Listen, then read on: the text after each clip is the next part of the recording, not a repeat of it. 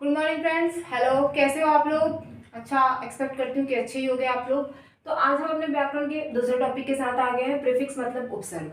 उपसर्ग मतलब जो हमारे शब्द के पहले लगा होता है। और उपसर्ग हम पहचानेंगे कैसे? उपसर्ग हम पहचानेंगे ऐसे कि जो हम उपसर्ग यूज करते हैं उसको हटाने के बाद एक जो है व्यापक और भरपूर मतलब एक मीनिंगफुल शब्द अगर हमारा बच जाता है तो वो हमारा क्या है? उपसर्ग होता है और वो करेक्ट होगा तब। समझ आ रही है मेरी बात? ठीक है। और ये क्या होता है? शब्द का एक अंश होता है। मतलब कोई एक शब्द ले लिया, मान लीजिए वन है, उसके पहले उप लगा दिया तो क्या हो गया? वो उपवन हो गया। तो क्या है? ये एक शब्द का अंश होता है, मतलब एक पार्ट होता है, छोटा पार्ट होता है। ठीक है। और ये अव्यय का काम करता है, मतलब इसके लगने के बाद उसके लिंग में, उसके वचन में कोई भी परिवर्तन नहीं होगा। ठीक है। और क्या है? आगे लगकर ये उसका क्या बोलता है? बिल्कुल अर्थ ही बदल देता है, उसको बिल्कुल स्पेशल बना देता है। अब जैसे वन के सामने हमने उप लगाया, और एक चीज को हमेशा ध्यान रखेंगे कि उपसर्ग जो है हमेशा मिलता जुलता ही लगाना चाहिए। मतलब अगर वन के सामने हम उप लगा रहे हैं तो वनों का एक समूह बन जाएगा, मतलब एक व्यापक अर्थ उसका निकल रहा है। ठीक है ना? तो हमेशा मिलता जुलता ही प्रीफिक्स लगाएंगे, उपसर्ग लगाएंगे, जो क्या करता है? उसको एक अर्थ प्रदान करता है ना, उसका मीनिंग ही बदल देता है, उसको स्पेशल बना देता है।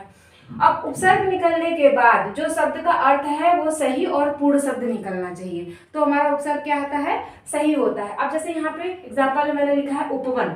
उपवन में उप क्या है? उपसर्ग है, और वन क्या है? एक शब्द है, और पूरा शब्द क्या है? उपवन है। तो हमने सही अर्थों में सही उपसर्ग के साथ सही शब्द के साथ सही उपसर्ग यूज किया हुआ है। ठीक है ना?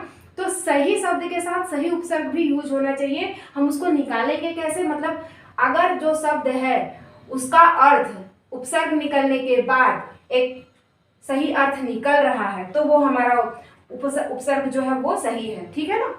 उससे निकलने के बाद और एक चीज का ध्यान देंगे, यदि किसी शब्द का प्रथम वर्ण स्वर है तो वो पूरा स्वर ही निकल जाता है, और व्यंजन है तो आधा व्यंजन निकालना चाहिए। ठीक है ना? पूरा व्यंजन नहीं निकालना चाहिए, क्योंकि हमें पता है व्यंजन खुद अपने साथ क्या होता है? स्वर को लिए हुए होता है। अ को हमेशा अपने साथ लिए हुए होता है, या ई को अपने साथ लिए हुए होता है। ठीक है ना? इसलिए व्यंजन का आधा पार्ट निकालते हैं और स्वर का पूरा पार्ट निकालते हैं। अब जैसे मैंने यहाँ पे एग्जाम्पल में लिख लिया अनाथ। अब यहाँ पे प्रॉपर अर्थ कैसे निकलेगा? हमने अ को निकाल लिया, ठीक है, और नाथ। अब और उसमें से निकल गया, फिर भी एक हमारा प्रॉपर अर्थ बच रहा है। यहाँ पे हमने स्वर को क्या किया है?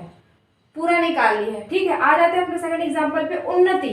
अब देखिए यहाँ पे हमने पूरा स्वर निकाला है लेकिन नौ को पूरा नहीं निकाला है।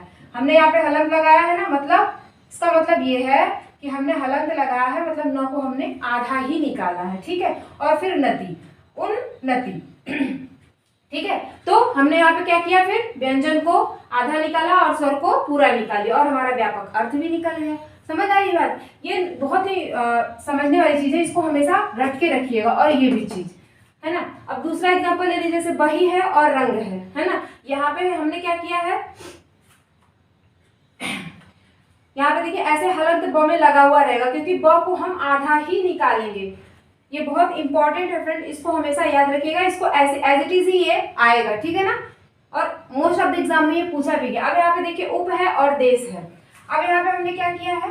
उ को पूरा निकाल लिया और प को आधा निकाला है, और प के नीचे हलंत लगने का मतलब इसको हमने आधा ही निकाला है। और क्या है? देश है। देश एक व्यापक शब्द है, उप को हमने निकाल लिया, लेकिन इसमें कोई परिवर्तन नहीं आ रहा है शब्द में, मतलब हमारा उपसर्ग क्या है? सही है। ठीक है फ्रेंड्स?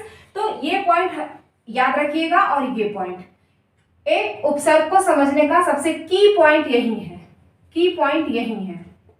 ठीक है ना? अगर ये आपको समझ में आ रहा है तो आप कोई भी उपसर्ग बड़े ही आसानी से निकाल लेंगे। ठीक है friends? Thank you so much. Channel को लाइक शेयर एंड सब्सक्राइब कीजिए। Thank you friends.